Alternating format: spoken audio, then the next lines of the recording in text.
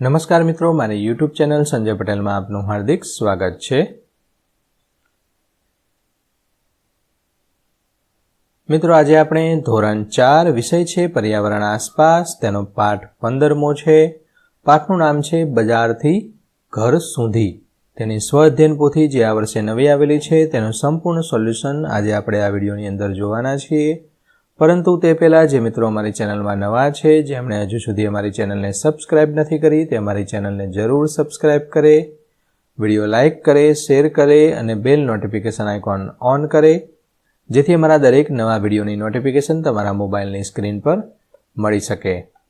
મિત્રો, આ દરેક વિડીયોનું PDF સ્વરૂપે સોલ્યુશન મેળવવા માટે તમારા મોબાઈલના પ્લે સ્ટોરમાં વિશ્વગુરુ સર્ચ કરી એપ્લિકેશન ઇન્સ્ટોલ કરી શકશો। તદ્દન ફ્રી એપ્લિકેશન છે, કોઈપણ પ્રકારનો ચાર્જ તમારે એપ્લિકેશન વાપરવાનો આપવાનો નથી। શરૂઆતની સ્ક્રીન આવી જોવા મળશે, તેમાં સ્વઅધ્યયન પોથી પર ક્લિક કરી ધોરણ 4 પસંદ કરી વિષય પર્યાવરણ પર ક્લિક કરતા વિડીયોના ઓપ્શન પરથી તમે વિડીયો જોઈ શકશો અને PDFના ઓપ્શન પરથી તમે PDF સ્વરૂપે સોલ્યુશન મેળવી શકશો। ખૂબ જ સારી એપ છે, એકવાર જરૂર ડાઉનલોડ કરીને જોજો। ચાલો સોલ્યુશન શરૂ કરીએ છીએ। તેમાંનો પ્રશ્ન પહેલો છે, ફળ વેચનારને મળી આપેલા પ્રશ્નો પૂછી જવાબ આપો। એટલે કે ફળ વેચવાવાળો હોય તેને મળવાનું છે અને આ પ્રશ્નોના જવાબ છે તે આપવાનો પ્રયત્ન કરવાનો છે। તેમાંનો પહેલો પ્રશ્ન છે, તમે ફળો ક્યાંથી લાવો છો? તો હું આ ફળો ફળની વાડીમાંથી તેમજ કેટલાક ફળો હરાજીમાંથી લાવું છું।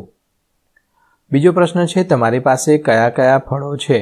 નામ લખો। મારી પાસે ચીકુ, દાડમ, તરબૂચ, મોસંબી, સફરજન, કેળા, અનાનસ, પપૈયા, સંતરા વગેરે ફળો છે। ત્રીજો પ્રશ્ન, 5 ફળોના 1 કિલોગ્રામના ભાવ પૂછીને લખો। દાડમનો 1 કિલોનો ભાવ 200 રૂપિયા, મેં અહીંયા આશરે લખેલો છે, કારણ કે દાડમની સિઝન હોય અને સિઝન વગર તમે કોઈ પણ ફ્રૂટ લેવા જાઓ તો એ મોંઘું પડે, એટલા માટે ભાવની અંદર પણ વધઘટ હોઈ શકે છે। મોસંબી 50 રૂપિયા, ચીકુ 80 રૂપિયા કિલો, પપૈયા 30 રૂપિયે, સંતરા 50 રૂપિયે। ચોથું, શિયાળામાં અને ઉનાળામાં તમે કયા ફળો વેચો છો? તો શિયાળાની અંદર બોર, કેળા, મોસંબી, સંતરા, જામફળ, ઉનાળાની અંદર શક્કરટેટી, તરબૂચ, ચીકુ, કેરી, દ્રાક્ષ। પાંચમો પ્રશ્ન, ફળો જલ્દીથી ન બગડે તેના માટે તમે શું કરો છો?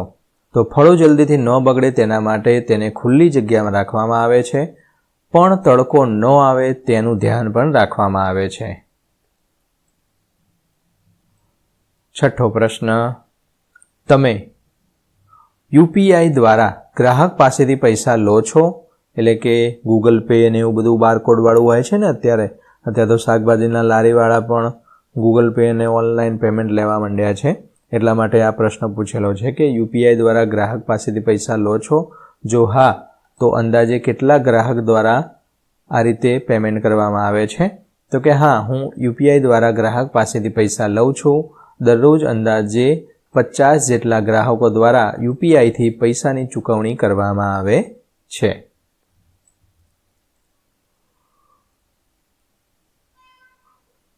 પ્રશ્ન 2, આપેલા ચિત્રમાં દેખાતા શાકભાજીને ઓળખો અને તમારા ઘરમાં તેનો કેવી રીતે ઉપયોગ થાય છે તે લખવાનું છે અને ચિત્રમાં મનગમતા રંગ પૂરવાના છે। હવે અહીંયા જોઈએ તો આ જે ફળ દેખાઈ રહ્યું છે તે કેરી છે, બરાબર। અહીંયા જે આ દેખાય છે આ ટેટી જે છે, આ ગાજર છે, આ રહ્યું ટામેટું છે। તો આ પ્રમાણે તમારે ફળોને ઓળખવાના છે અને તેમાં રંગ પૂરવાના છે। પણ રંગ તમારે કયો પૂરવાનો છે?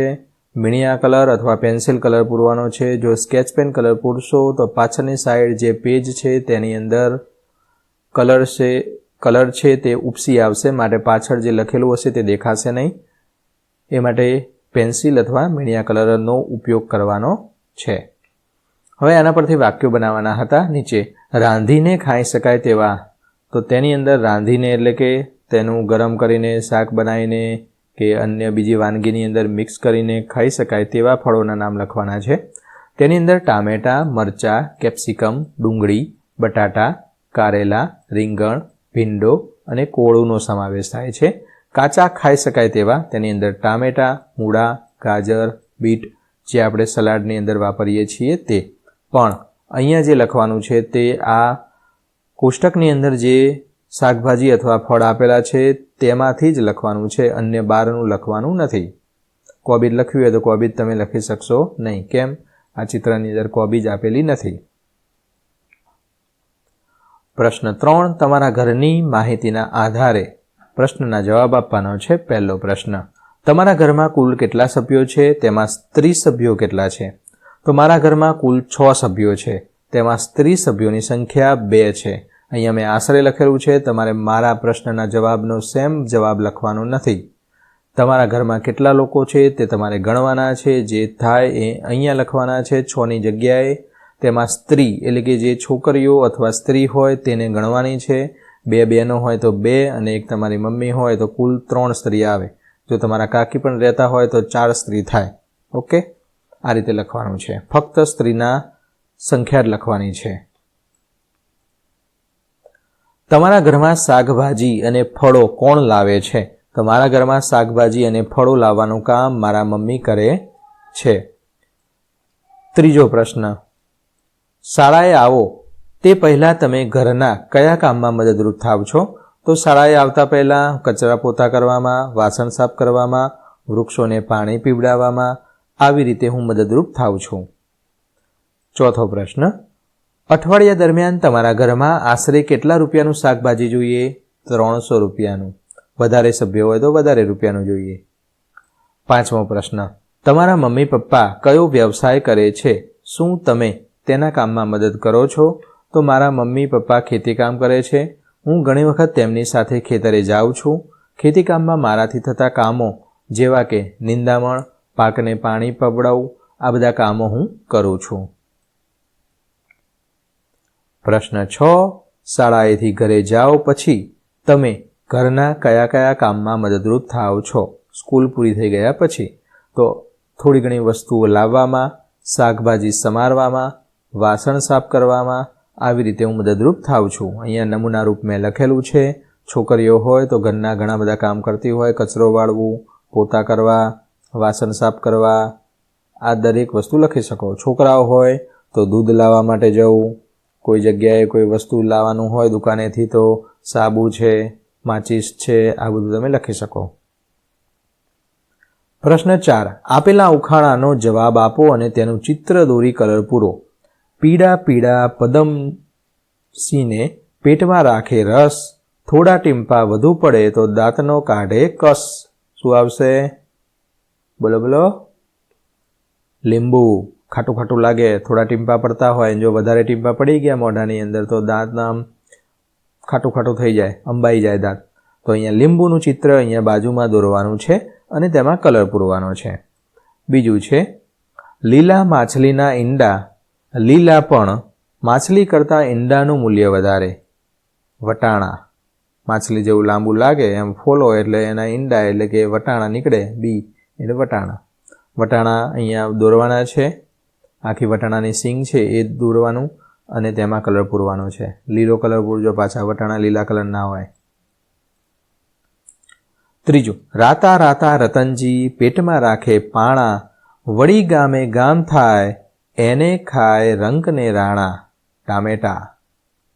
ચોથું, એક લાકડીની સાંભળો કહાણી, તેમાં ભરેલું છે મીઠું પાણી. શેરડી.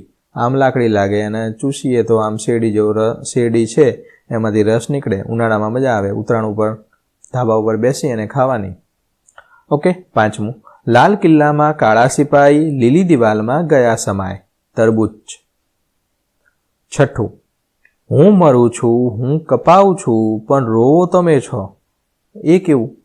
એટલે કે એને આપણે ચપ્પાથી કાપીએ છીએ, એ કપાય છે, એ કશું બોલતું નથી, એ રોવે છે, પાણી જેવું એવું નીકળે છે, સાથે સાથે તમે પણ રોવો છો. ડુંગળી. કેમ? કારણ કે ડુંગળીની અંદર એક રસાયણ એવું હોય છે કે જેને આપણે કટિંગ કરીએ છીએ ત્યારે એ જે રસાયણ છે અથવા જે પ્રવાહી હોય છે તે વાતાવરણમાં ભળે છે, એના કારણે ડુંગળીની જે વાતાવરણમાં ભળવાના કારણે આપણે જે સમારતા હોય ને આપણી આંખોમાં જાય એટલે પાણી આવે છે. ઓકે, જો એમનેમ જે કટિંગ કર્યા વગરની ડુંગળી પડી હશે તો એમાંથી આપણને એના કારણે આપણે આંખમાંથી પાણી આવશે નહીં. હવે જો ડુંગળી છે એ હોટલમાં જઈએ ને એટલે એ ડુંગળી છે એ થોડી ઓછી હોય. કેમ? કારણ કે તે પાણીની અંદર પાણી ભરી અને તેની અંદર તેને કટિંગ કરવામાં આવે. એટલે કે પાણીની ડોલ કે કંઈક ભરી દીધું હોય અને કટિંગ કરીને સીધું એ પાણીમાં નાખી દે એટલે જે પેલું પ્રવાહી હોય એ પાણીની અંદર ભળી જાય અને વાતાવરણમાં પ્રસરે નહીં, ફેલાય નહીં, તો આપણે આંખમાંથી પણ પાણી આવે નહીં. હોટલવાળા આવું કરતા હોય છે. 7મું, ચારે બાજુ ભીંત અને વચ્ચે પાણી, નારિયેળ પાણી, ત્રોફા કહીએ તે. 8મું, શાકભાજીમાં હું સૌથી કડવું, પણ ગુણ મારા અપાર, રોગોને હું ઝટથી કાપું, મારું નામ બતાવો ચતુર સુજાણ. કારેલા કડવા લાગે પણ શરીર માટે સારા હોય. એટલે કે કહેવાય છે કે મોઢાને જે ભાવતી વસ્તુ હોય તે શરીર માટે ના સારી હોય અને મોઢાને ના ભાવતી હોય તે શરીર માટે સારી હોય. તો આ કારેલાનું કામ પણ તેવું જ છે. પ્રશ્ન 5, પ્રશ્નના જવાબ લખો. પહેલો પ્રશ્ન, રાંધીને ખાઈ શકાય તેવા ફળોના નામ. તેમાં કેળા, કેરી, પપૈયા વગેરેનો સમાવેશ થાય છે. પાંદડાવાળા શાકભાજીના નામ: પાલક, મેથી, કોથમીર, સરગવો, તાંદળજો, કોબીજ, ડુંગળી વગેરે. ત્રીજું, સલાડ અથવા કચુંબરમાં કાચા ખાઈ શકાય તેવા શાકભાજી: ટામેટા, કોબીજ, મૂળા, ગાજર, કાકડી, બીટ વગેરે. ચોથું, એકમમાં વૈશાલીની દિનચર્યા આપેલી છે તેવી તમારી દિનચર્યા લખો. સવારથી ઉઠીને સાંજે સૂઈ જાઓ ત્યાં સુધીનું લખવાનું છે. હું સવારે 7 વાગે ઉઠું છું. દૈનિક ક્રિયાઓ પૂર્ણ કરી હું નાસ્તો કરું છું. નાસ્તા પછી હું મારું લેસન કરું છું. 10:30 વાગે હું શાળાએ જાઉં છું. ત્યાં પ્રાર્થના બાદ વિવિધ તાસમાં એટલે કે પિરિયડમાં અભ્યાસ કરું છું. 5 વાગે શાળાએથી આવી રમવા જાઉં છું. 7 વાગે સાંજનું ભોજન કરું છું. 9 વાગ્યા સુધી ટીવી જોઉં છું અને થોડી વાર વાંચન કરી ઊંઘી જાઉં છું. તો આ પ્રમાણે મેં નમૂનારૂપ દિનચર્યા લખેલી છે. તમે તમારી દિનચર્યા લખી શકશો. સમય અલગ અલગ હોઈ શકે છે. તો મિત્રો, આશા રાખું આ વિડીયો છે તેનું સોલ્યુશન તમને સારી રીતે સમજાઈ ગયું હશે. દરેક વિડીયોનું PDF સ્વરૂપે સોલ્યુશન મેળવવા માટે તમારા મોબાઈલના પ્લે સ્ટોરમાંથી વિશ્વગુરુ એપ ઇન્સ્ટોલ કરો. તદ્દન ફ્રી છે. કોઈપણ પ્રકારનો ચાર્જ તમારી પાસેથી લેવામાં આવતો નથી. ફરી મળીશું આગળના વિડીયોમાં. ત્યાં સુધી આવજો.